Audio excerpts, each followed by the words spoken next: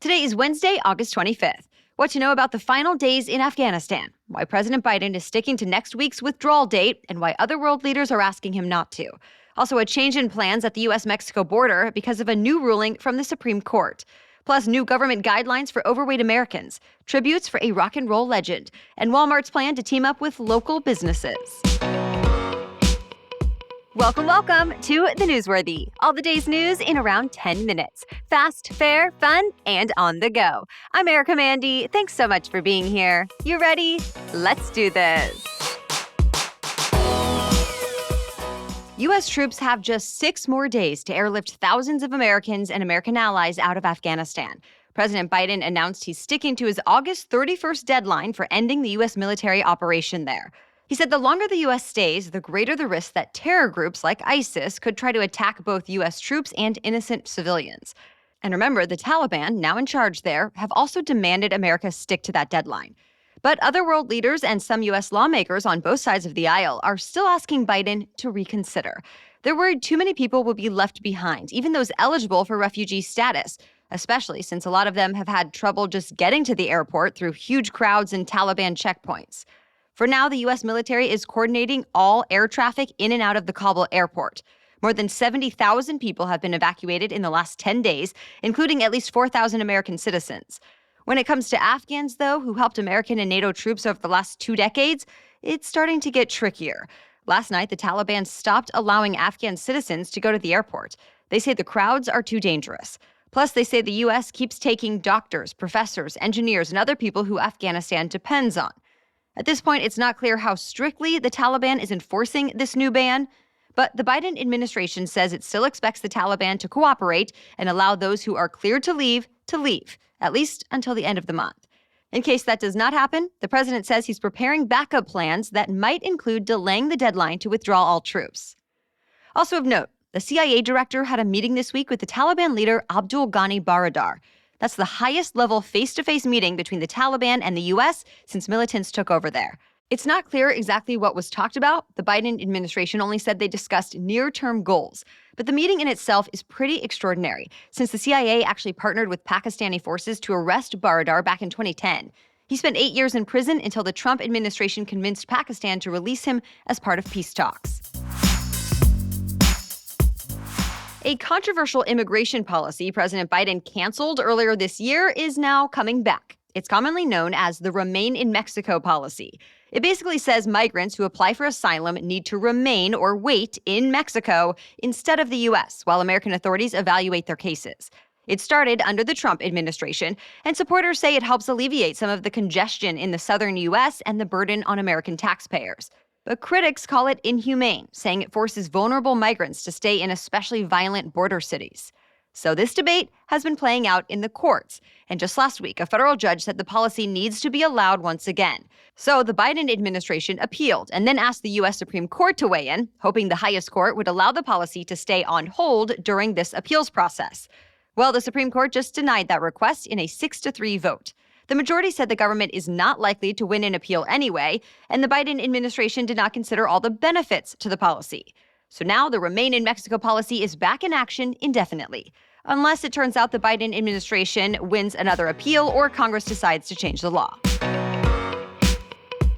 What was once Tropical Storm Henry has finally moved away from the U.S., so now the recovery begins. The storm hovered over the Northeast for days, and some areas got up to 10 inches of rain. Homes and businesses were flooded, trees and power lines were toppled, and tens of thousands of customers were left in the dark. The AccuWeather CEO now says the storm probably caused $8 to $12 billion in damage. President Biden has declared disasters in Massachusetts, Rhode Island, Vermont, and Connecticut, and that should help get federal recovery aid to those states. There's also now a disaster declaration in Tennessee following devastating flooding there. At least 18 people died, including children, in Humphreys County. 3 more are missing. A local sheriff says at least 125 homes were destroyed and hundreds more are so badly damaged they can no longer be lived in. The National Guard is blocking off roads, and nonprofit organizations like the Red Cross and Salvation Army are working to help out. Well, this week, the CDC put out another new study about how effective the COVID-19 vaccines are now that the Delta variant is most common in the U.S. It looked at tens of thousands of COVID-19 cases in Los Angeles County between the beginning of May to the end of July. It found unvaccinated people were 5 times as likely to be infected as people who were fully vaccinated, and unvaccinated people were 29 times as likely to end up in the hospital. Now, before Delta, those rates were actually even more extreme. Now, more cases and hospitalizations of vaccinated people are happening, but they're still rare. Public health officials say booster shots, which will likely start rolling out next month, should help even more. There's a new public health warning to tell you about. The FDA is asking people to stop taking ivermectin to treat or prevent COVID-19. Now, that drug has not been approved for that purpose, and it turns out people are accidentally poisoning themselves with it. Some have even ended up in the hospital. The confusion might have come from some media personalities who have mentioned it, referring to small trials that tested whether the drug might be helpful. But the World Health Organization has called those trials inconclusive. And the bigger issue is, most of the people who have called poison control or gone to the hospital for ingesting the drug took a version of it that's actually meant for livestock. It can easily be bought at animal supply centers to treat animals like cows and horses for parasites. So the new message from the FDA is, wait until a doctor prescribes you a human medication before treating yourself with something else. All right, we have more news just ahead, but first, a quick break to thank our sponsor, KiwiCo. So I know I'm the parent and not the child, but I thought it was so fun to get a box from KiwiCo, so I can only imagine how exciting this is for kids. Of course, we get the KiwiCo crate for newborns, which has a bunch of great supplies to help educate and entertain our baby boy, Dax. Now, if you're not familiar, KiwiCo creates super cool hands-on projects designed to expose kids to concepts in STEAM, which means science, technology, engineering, art, and math. Their mission is to build confidence, creativity, and critical thinking skills, all while making sure your children have a blast all along the way. Each box is delivered monthly and comes with everything you need for that month's project. So it might be the easiest screen-free entertainment you give your kid all month. And there's something for every kid or kid at heart at KiwiCo. Plus, right now, you can get your first month free on select crates at kiwico.com/newsworthy. Again, get your first month free when you sign up at KiwiCo, KIWICO, kiwico.com/newsworthy. Medical experts now say overweight Americans should start getting screened for type 2 diabetes at age 35, which is 5 years sooner than current guidelines. The new advice comes from the U.S. Preventive Services Task Force. This is the federal panel whose recommendations generally lead to insurance providers covering certain tests or procedures. For diabetes, it's usually a blood test. The panel says the risk of developing diabetes increases significantly in our mid-30s. And earlier treatment can help patients avoid the more serious risks that come with diabetes, like heart disease and kidney failure. Experts say type 2 diabetes is preventable. Being overweight or obese is the strongest risk factor. By the way, childhood diabetes rates are also going up. The American Medical Association published a new study this week. It analyzed health records from nearly 3.5 million American children under the age of 19 from 2001 to 2017. It found in that time, there was a 95% increase in kids getting diagnosed with type 2 diabetes. The largest increases were among Black and Hispanic children. One doctor told USA Today that could have something to do with inequities and other social factors. For example, less access to safe places to play outside, healthy foods, and team sports. The world is mourning the loss of a rock and roll icon. The longtime drummer for the Rolling Stones, Charlie Watts, died at 80 years old. A spokesperson for the Stones confirmed yesterday that Watts died peacefully in a London hospital with his family at his side. Watts joined the Rolling Stones in 1963 and kept touring and recording new music for nearly 60 years. American fans last saw Watts in April of last year when the Stones performed during the One World Together at Home event. Other music legends like Elton John and Paul McCartney described Watts as the ultimate drummer and a lovely guy. Airbnb is offering free housing to 20,000 Afghan refugees around the world. They'll be put up in properties listed on Airbnb's platform, and the company will foot the bill along with donors to the Airbnb Refugee Fund. Airbnb CEO announced the commitment yesterday, calling the situation in Afghanistan, quote, one of the biggest humanitarian crises of our time. He did not say how long refugees would be able to stay, but says the homes are available now. And he's asking even more Airbnb hosts to reach out if they want to host refugee families. This is not the first time Airbnb has stepped up like this. The company says in the last 9 years, 75,000 people have found a free temporary place to stay in times of crisis.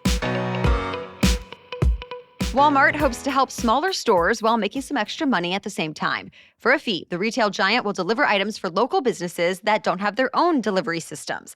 The new service is called Go Local, and it's set to launch later this year. Walmart employees and gig workers will apparently be doing these extra deliveries, and Walmart also plans to partner with self-driving car companies and drone companies in the future. For the first time, people on TikTok are going to be able to buy things without having to leave the app. It's part of the social media app's expanded partnership with Shopify. Shopify allows business owners to easily set up an online store.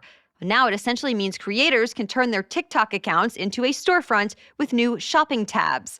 TikTok is testing this out with a select group now. It wants to expand to all Shopify users this fall. Already, Facebook and Instagram offer in-app shopping, and Fortune magazine reports total sales through social media apps could reach as high as $50 billion in the next 2 years. And that's it for the main news today, but now it's time for Work Wednesday, when we break down one interesting career or work-related news story every Wednesday. And today we're talking about employers and vaccine mandates. But first, a quick break for our sponsor, Policy Genius. Our new baby boy, Dax, relies on us for all kinds of support, including, of course, financial support. So that has me thinking more than ever about life insurance. You probably know that if someone relies on you for financial support, whether it's a child, aging parent, or even a business partner, having life insurance to make sure they're taken care of after your death is important. But I also don't want to spend more than I have to on a plan. Well, with Policy Genius, you can compare quotes from more than a dozen top insurers in one convenient place. And comparing can go a long way. You can save 50% or more on life insurance by comparing quotes with Policy Genius. And you could save $1,300 or more per year on life insurance by using Policy Genius to compare those policies. In just minutes, you can work out how much coverage you need and then find your best price. And get this, the Policy Genius team will handle the paperwork and scheduling for free. So head to policygenius.com to get started right now. Policy Genius. When it comes to insurance, it's nice to get it right. That's policygenius.com. Okay, now back to Work Wednesday. The American Medical Association, which is the leading doctors group in the U.S., is now recommending all employers make COVID-19 vaccines mandatory for their workers. It says mandates are going to be key to get the pandemic under control, since so far incentives have not worked to get enough of the population vaccinated. However, Montana won't allow it. The state banned employers from mandating vaccines. Several other states say the government cannot mandate vaccines for its public employees. Their state leaders say health should be a personal responsibility and no one should be discriminated against for choosing not to get the shots. Either way, as of this morning, a lot more companies are adding vaccine requirements. Financial companies like Deloitte and Goldman Sachs now say their employees need to be vaccinated by this fall. Same for Disney World employees who belong to a union. Morgan Stanley and Citigroup already had vaccine mandates in place, along with companies like Tyson Foods, United Airlines, Google, and Facebook. And more are expected to follow. All right, thank you so much for listening today and for sharing the show. We'll catch you up on more news to know tomorrow. Until then, have a great day.